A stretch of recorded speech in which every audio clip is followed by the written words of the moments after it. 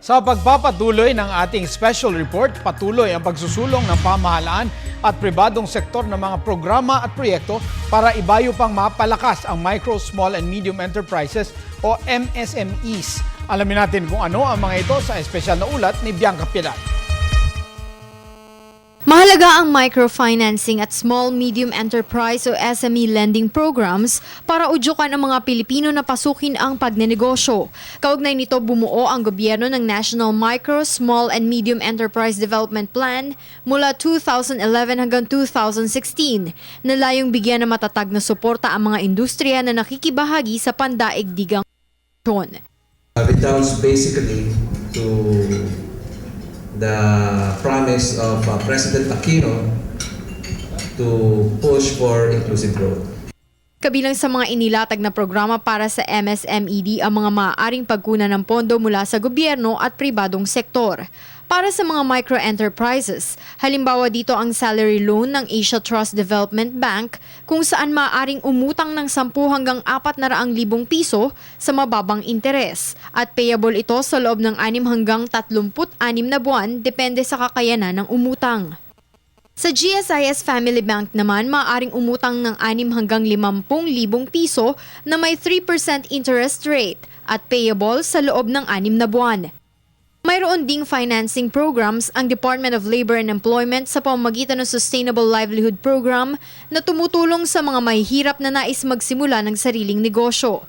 Dito pahihiramin ng 10,000 piso ang mga participants ng walang interes o collateral at maaaring bayaran sa loob ng 2 taon.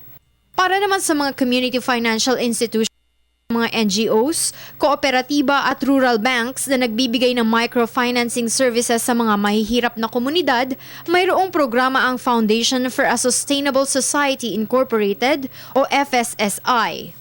Dito maaaring umutang ang mga CFIs ng 500,000 hanggang 5 million pesos na may 8% hanggang 11% interest rate at payable ng 1 hanggang 5 taon.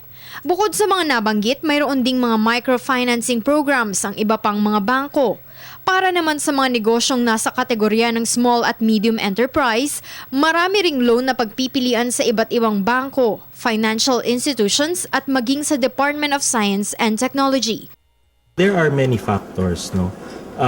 Access to finance is a major one.